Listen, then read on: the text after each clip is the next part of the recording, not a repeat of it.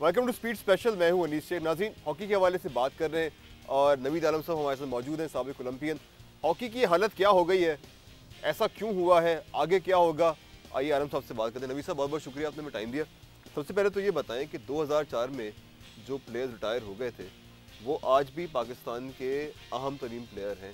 ये हालात हमारे क्यों हो गए? बिस्मिल्लाहिर्रहमानिर्रहीम। आपने पाकिस्तान हॉकी की दुखती रग पे हाथ रख दिया। 2004 और कुछ प्लेयर तो 98 से खेल रहे हैं और 98 के बाद 2004 में रिटायर्ड हुए। जब पॉलिसीज़ अच्छी नहीं होंगी, डंग टपाओ पॉलिसी होगी, बैकअप पे वर्किंग नहीं हुई होगी, डेवलपमेंट पे काम नहीं हुआ होगा, नए प्लेयर आपके पूल ऑफ प्लेयर में नहीं होंगे, तो फिर आपकी मजबूरी है, फिर आपको वो फैसले करने पड़ते हैं जो आपने अभी कहा कि वो रिटायर्ड प्लेयर क्यों आ गए। तो जब मेरे ख्याल में 9-10 साल हो गए मैं मौजूदा सेटअप के लोगों को काम करते हुए, Asif as a assistant coach, फिर मैनेजर, चीफ कोच, फिर पाकिस्तान वर्ल्ड कप में 12वें नंबर पे आ गया, फिर वो सेक्रेटरी आ गए। तो इस किस्म की जो प्रमोशन लोगों की हुई है, तो उसी तरह जो उनके पर्सनल लाइक माइंडेड प्लेयर्स थे जिनको वो वापस इंडक्ट करना चाहते थे, जिनके कोई वादे वईद हुए हुए थे, तो पाकिस्तान या नेशनल टीम की कॉज समझ के पाकिस्तान की तैयारी नहीं हुई। तो इसलिए मजबूरी है कि आपने काम ही इतना नहीं किया। कहाँ कहाँ हमारी पॉलिसी में फ्लॉ है कि हम नए प्लेयर नहीं ला पा रहे? कौमी सतह का हमारा नेशनल गेम है, इसको हम इस तरीके से तबाह कर रहे हैं। कहाँ कहाँ हम जो है स्पेसिफिकली हम फॉल्ट पर हैं? देखिए, 4 से 5 मेन डिसीजन हुए हैं जिनकी वजह से आगे फिर पॉलिसीज़ तो चलती हैं। अगर आपका एक डिसीजन गलत हो जाए, उसको कवर करने में सालों साल लग जाते हैं। तो सबसे पहले तो अपॉइंटमेंट ऑफ सेक्रेटरी जब हुआ तो प्रोसेस ब्रेक हो गया, नंबर 1 गलत। फिर आपने आके डिपार्टमेंटल और ग्रास रूट को ऑर्गेनाइज नहीं किया। आपने आके कुछ डोमेस्टिक हॉकी पे पाबंदी लगा दी कि 30 साल का लड़का जो है हॉकी नहीं खेल सकता। पाकिस्तान टीम में आप 38 साल के को खिला रहे हैं और डोमेस्टिक हॉकी में आप कह रहे हैं नहीं। तो उससे क्या हुआ कि जो प्लेयर मुल्क में खेलना चाह रहे थे उनको $1000 $1500 की ऑफ़र हुई। कोई मस्कत चला गया, कोई इधर चला गया, कोई उधर चला गया। तो पूल ऑफ प्लेयर आपका कंपटीशन वापस चला गया। एक तो दूसरी बात ये होगी। तीसरी आ गई कि जो मैनेजमेंट थी, पाकिस्तान के बहुत बड़े नाम हैं, ख्वाजा ज़काउद्दीन है, ख्वाजा तारिक अजीज़, ख्वाजा उसके बाद खालिद महमूद है, समीउल्लाह, इस्लाउद्दीन, मैं इतने नाम लूँ कि इनके बगैर हॉकी नहीं हो सकती। जब इन्होंने एडवाइस किया था कि हमें लीडरशिप का फुकदान है हमारे पास, तो एज ए फेडरेशन के लेवल पे आए तो लीडरशिप नहीं है। पॉलिसी तो लीडरशिप को, फैशन तो ऊपर से नीचे आता है। तो उसमें जब टीमों की तैयारी हुई तो सिलेक्शन कमेटी भी वही पूल, जैसे सेक्रेटरी की अपॉइंटमेंट हुई इसी तरह। उसके बाद जो कोचेज़ आपने बनाए हुए थे, इतने लोग जो जिन्होंने मेडल लिए, और पाकिस्तान वाहिद कंट्री है अली कि जो मैं आपको बताऊं कि 4 वर्ल्ड कप हमारे पास हैं और हमारा नेशनल गेम हॉकी है। दुनिया पाकिस्तान से खेलना फ़ख्र महसूस करती है।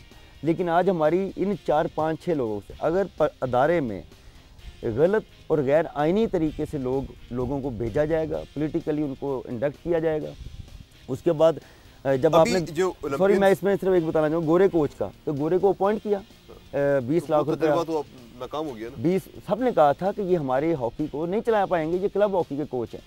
अब गोरा तो घर चले गए हैं या भेज दिए गए हैं। लेकिन इंटरनेशनली पहले तो आपने उसकी सीवी को बहुत बड़ा कर दिया कि क्लब कोच को नेशनल टीम दे दी। डैमेज पाकिस्तान हो गया। वो 20 लाख रुपये महीना, तकरीबन 3 करोड़ 70 लाख रुपया वो लेके घर चले गए हैं और हमें पता ही नहीं हमारा कैप्टन कौन सा है। अब जिसको आपने अपॉइंट किया है, अब इंटरनेशनल हॉकी फेडरेशन इस पे अगर कोई डिसीजन ले लेती है तो डिसीजन क्या लेगी, क्यों लेगी? देखें, इसमें आपने रिप्लेस किया है हमारे अपने वक्त के बहुत बड़े अच्छे प्लेयर, बहुत बड़े नाम, तो अख्तर सूद, मतलब जाने पहचाने नाम है कोई, लेकिन वो प्रेसिडेंट पाकिस्तान हॉकी फेडरेशन रहे। उसके बाद उनके कुछ प्रॉब्लम पॉलिटिकली ऐसी चीज़ें आ गई, फिर कन्विक्टेड बाय सुप्रीम कोर्ट हो गए वो। तो हमारे लॉज, PHF और स्पोर्ट्स लॉज के मुताबिक कोई भी कन्विक्टेड पर्सन जो है वो किसी डिस्ट्रिक्ट का रिप्रेजेंटेटिव नहीं बन सकता। तो आपने 2 गलतियां की। एक तो अपॉइंटमेंट अगर आपने पहले दिन ही करनी, 2 साल पहले अख्तर शुरू कर रहे थे, गोरे को ना लेके आते। अगर आपने ग्रुपिंग को ही प्रमोट करना था। इससे हमें क्या फर्क? अब हम ओलंपिक्स पे जाने वाले, ओलंपिक्स बिल्कुल सर के ऊपर है, क्या इससे FIH का जो इतराज़ है पाकिस्तान की ओलंपिक की तैयारियों में या पाकिस्तान की टीम के जाने में असरअंदाज हो सकता है? देखें, अभी तक तो ये जितनी चीज़ें बची हुई हैं, ये मीडिया का और मैं ओलंपियन का शुक्रिया अदा करता हूँ कि उन्होंने इस चीज़ को, पाकिस्तान की इज़्ज़त को देखते हुए इस बात को हाईलाइट नहीं किया। लेकिन क्योंकि गोरे कोच को हमने गलत तरीके से उसका कॉन्ट्रैक्ट ब्रेक किया है, जो कॉन्ट्रैक्ट था वो ओलंपिक्स तक था, हॉलैंड से हमारा रिलेशन ख़राब हो गया और यूरोप की मोनोपोली है हॉकी में, तो इसमें खदशात बढ़ रहे हैं कि अगर वो एक चिट्ठी लिख देता है कि मेरी रिप्लेसमेंट क्या है, मैं यानी कि क्वालिफाइड कोच हूँ और जिसको हायर किया गया वो पाकिस्तान की हॉकी में कभी वो कोच ही नहीं आए, उन्होंने आज तक एक मैच की कोचिंग नहीं की, तो आपने उनको मुश्किल में डाल दिया।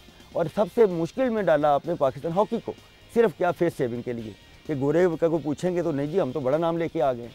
पाकिस्तान हॉकी को रन करने के लिए अली बड़े नामों के साथ साथ आपको बाई लॉज फॉलो करने पड़ेंगे, इंटरनेशनल रिलेशन को बहाल करना पड़ेगा, डोमेस्टिक स्ट्रक्चर को मजबूत करना पड़ेगा। अगर डोमेस्टिक स्ट्रक्चर, आपका पहला क्वेश्चन, डोमेस्टिक स्ट्रक्चर होता तो क्या 38 साल का प्लेयर पाकिस्तान टीम में खेल रहा होता? क्या आपके Asian gold medallist player India को प्रेफरेंस देते पाकिस्तान के ऊपर?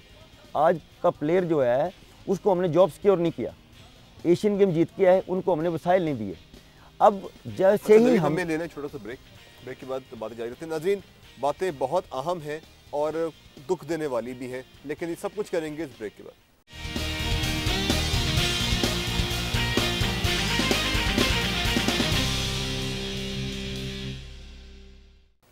वेलकम बैक नाज़रीन, बात हो रही हॉकी के हवाले से। नवीद आलम हमारे साथ मौजूद हैं और हम देख रहे हैं, तज्जिया करने की कोशिश कर रहे हैं कि हॉकी इन हालों तक कैसे पहुंची। नवीद, मैंने आपको बीच में रोक दिया था, ब्रेक पे जाने से पहले हम ये बात कर रहे थे कि डोमेस्टिक का जो स्ट्रक्चर है वो नहीं बन सका है। 30 साल का लड़का जो है वो डोमेस्टिक नहीं खेल सकता, 38 साल का लड़का जो है, जैसा आप बता रहे थे कि टीम में खेल रहा है, कहाँ जा रहे हैं?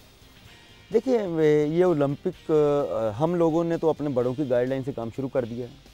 एक होप अभी डोमेस्टिक, क्योंकि फेडरेशनों का काम है कि पाकिस्तान हॉकी फेडरेशन हो, पाकिस्तान फुटबॉल फेडरेशन हो, डोमेस्टिक स्ट्रक्चर बनाती है आपकी फेडरेशंस और उन लीजेंड्स की खिदमात ली जाती हैं जिन्होंने इस मुल्क को कुछ दिया होता है। तो पाकिस्तान हॉकी फेडरेशन वाहिद फेडरेशन होगी जिसमें प्लेयर तो बहुत हैं, सुपर डुपर स्टार नहीं है। ओलंपिक जीतने के लिए आपको सुपर डुपर स्टार चाहिए, सुपर स्टार चाहिए। हमारे पास तो स्टार ही नहीं है, ये वाहिद टीम होगी। तो इसके लिए जैसे अभी पंजाब स्पोर्ट्स फेस्टिवल शुरू हुआ, इसमें एक होप आई कि 12 लाख प्लेयर्स इसमें इन्वॉल्व हुए।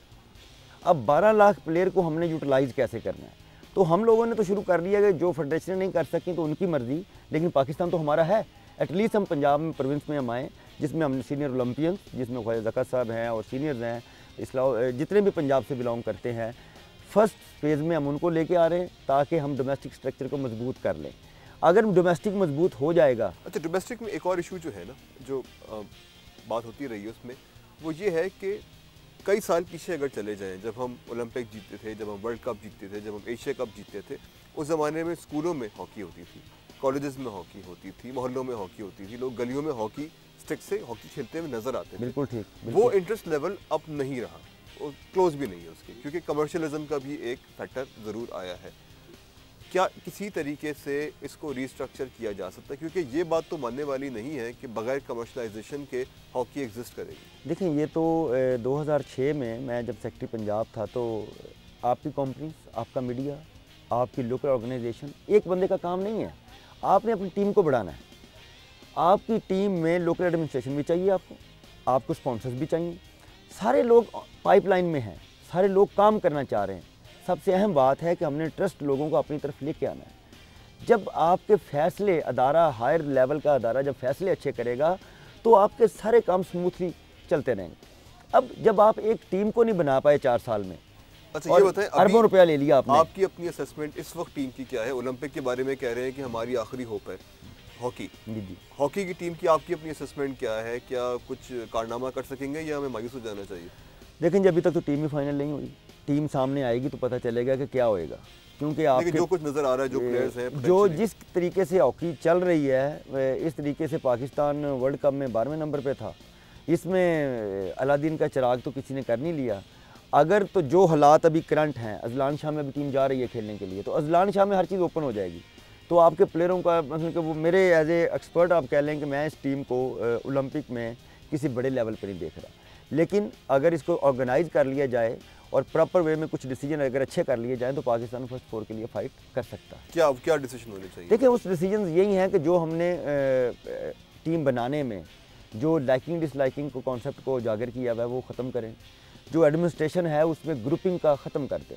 ग्रुपों को प्रमोट ना करें। वो तो एक दो दिन में खत्म हो नहीं सकता। देखिए ओलंपिक तो सर पे खड़ा हुआ है। देखिए, दो चीज़ें हैं अभी इस ओलंपिक में, तो आप कह लें कि बस आप जाएं, दुआ करें, आप भी दुआ करें, मैं भी दुआ करता हूँ। और क्योंकि पाकिस्तान में मौजूदा लोगों के साथ अब वेल सेटल्ड हो गए हैं, सारे टारगेट्स अचीव हो गए हैं, तो पाकिस्तान हॉकी का टारगेट अगले ओलंपिक का मैं आपको ज़रूर कहता हूँ कि पाकिस्तान फर्स्ट 4 में होगा। और इंशाल्लाह ओलंपिक के बाद हॉकी सेव हैंड्स में होगी।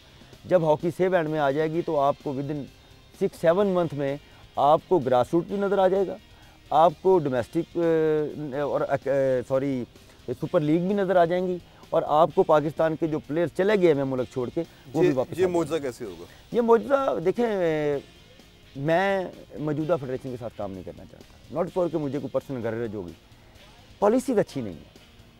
4 साल में वो कुछ हमने कर दिया है जो दुनिया में हम लोग, मतलब दुनिया हंस रही है हम पे। इंटरनेशनल हॉकी फेडरेशन के बाईलाज का फॉलोअप नहीं है। पाकिस्तान के लीजेंड ओलंपियंस जो बहुत बड़े नाम है वो हॉकी के साथ काम नहीं कर रहे। लॉज फॉलो नहीं कर रहे, जरा स्पेसिफिकली बताएं कौन से। देखिए भाई, लॉज फॉलो यही है कि अपॉइंटमेंट ऑफ सेक्रेटरी नहीं होती पीएचएफ में। पाकिस्तान हॉकी फेडरेशन की जो सेक्रेटरी की पोस्ट है, इसमें अपॉइंटमेंट नहीं है, ये प्रोसेस से बंदा इलेक्ट होता है और उसके ऊपर आता है। ये वाहिद एक काम हुआ था जिस पे अपॉइंटमेंट हुई है। दूसरा, जो कोच को रिप्लेस करके प्रोफेशनल कोच, बेशक वो क्लब का कोच था, प्रोफेशनल था, प्रोफेशनल कोच को तब्दील करके सुप्रीम कोर्ट के जो कन्विक्टेड हैं उनको उसमें लगा दिया गया। ये दूसरा। तीसरा, जो प्लेयर हैं उनके ऊपर अभी तक फैसला नहीं कर पाए आप कि किन को रखना है। अगर रेहान और शकील अब्बासी टीम के लिए सूटेबल है तो ज़िशान अशरफ और वारसी ने स्कोर नहीं किया, इमरान वारसी अच्छा नहीं खेला, तारिक अजीज़ फाइनल जीत के आ रहा है। तो अगर तो इंडियन बेस पे आपने प्लेयरों को रखना है तो मेरे ख्याल में फिर सबको वापस रखना पड़ेगा। अगर आपने रेहान और सलमान और वो एफआईएच से फिर तनाज़ा भी चल रहा है क्योंकि उनकी ज़ाहिर है आपको वो नहीं है। देखिए, मैं अनीस इसमें एक बात कहूँगा कि आपने कोच की अपॉइंटमेंट भी तो एफआईएच के बाई लॉज को पस पर्दा रखते हुए आपने किया था। आपने नेशनल इंटरेस्ट का बात की, आपने किसी और सेंस में बात ले गए। तो जब प्लेयरों के लिए बात है तो या तो आप प्लेयरों को क्लियर कर दें कि हमने यंग स्लॉट के साथ जाना है, और यंग, इसमें भी यंग लड़के नहीं हैं, लेकिन क्योंकि सुपरस्टार नहीं है ये, इनमें बहुत सारी टीम में वो लड़के हैं जिनको इन 2-3 सालों में प्रमोट किया गया है, यानी कि वो खुद बने हुए प्लेयर नहीं है। तो उन प्लेयरों के साथ जो हमने एक और ब्रेक लेना है नाज़रीन, एक और छोटा सा ब्रेक लेते हैं और ब्रेक के वापस आते हैं, मजीद बात करते हैं कि हॉकी के साथ आखिर क्या हो रहा है। हमारे साथ रहे।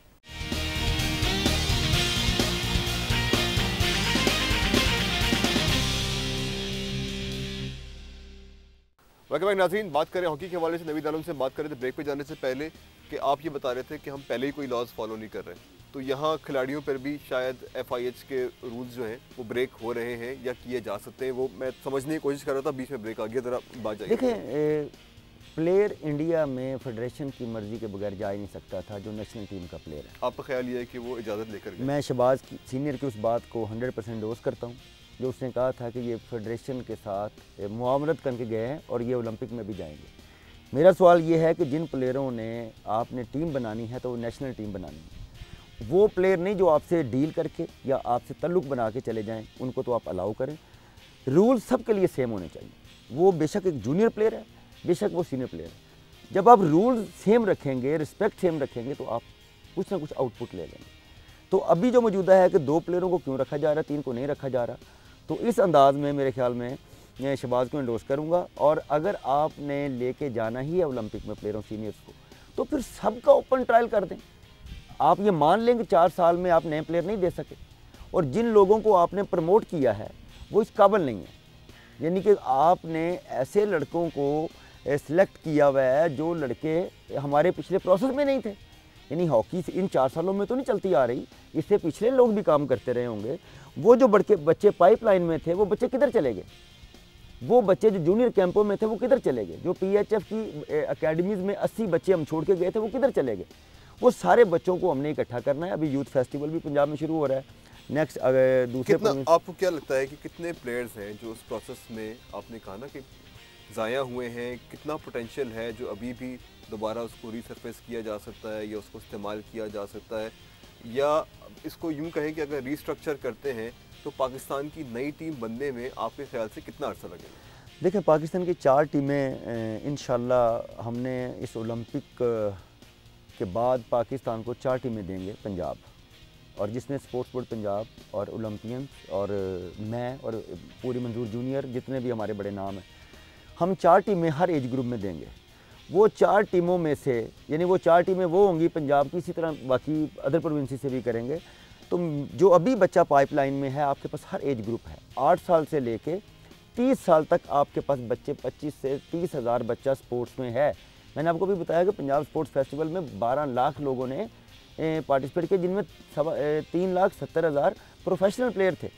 तो अगर इतना प्लेयर है और उनको यूटिलाइज़ नहीं किया जा रहा, वो किसी भी फेडरेशन की सेटअप में नहीं है, हमने उन लोगों को इंडक्ट करके जो रियल पाकिस्तानी होंगे आगे जाएंगे और जो इन्होंने कर लिया है 4 साल में, इंशाल्लाह। अच्छा नवीद, इससे पहले कि हम इंटरव्यू का टाइम थोड़ा सा ख़त्म होने वाला है, जाने से पहले एक सवाल पूछना चाहूँगा। आपका भी कैरियर है पाकिस्तान के साथ में, बेहतरीन मेमोरी क्या है पाकिस्तान से खेलते हुए?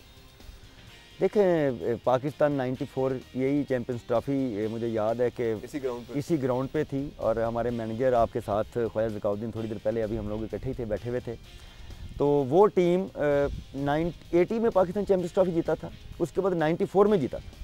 वो 94 का जो बैच है, वो बनाने वाले लोगों का जो टीम को मोटिवेशन थी, 94 वर्ल्ड कप भी जीता, 94 वर्ल्ड कप भी, दोनों चीज़ें हम जीते हुए हैं। यानी कि वो मेरा पहला इवेंट था चैम्पियंस ट्रॉफ़ी, बड़ा इवेंट, इस तरह हमने गोल्ड लिया, इसी तरह वर्ल्ड कप में गोल्ड लिया। हमें वो लोग चाहिए, हमें वो डिवोशन चाहिए, वो मुहब्बे वतनी चाहिए कि हमारे पास वसाइल तो बहुत कम थे, लेकिन वो जो चीज़ें थी वो आज भी भूली नहीं जा रही। तो वो चीज़ें याद हैं कि ग्राउंड में मेडल लेने के लिए आपको अच्छी यादें और अच्छे लोगों को लाना पड़ेगा। तो वही 94 वाला जो टाइम है वो आपको वापस आ। बहुत बहुत शुक्रिया नवीद से बात करने के लिए। नाज़रीन, नवीद आलम से बात कर रहे थे। सिचुएशन बहुत अच्छी नज़र नहीं आती, लेकिन अगर स्पिरिट वापस आए, डोमेस्टिक लेवल के ऊपर मेहनत की जाए, तो पाकिस्तानी टीम दोबारा बन सकती है। ओलंपिक में बहुत ज़्यादा उम्मीद तो नहीं है, लेकिन दुआएं तो की जा सकती है। अनीस शेख को इजाज़त दीजिए, अल्लाह हाफ़िज़।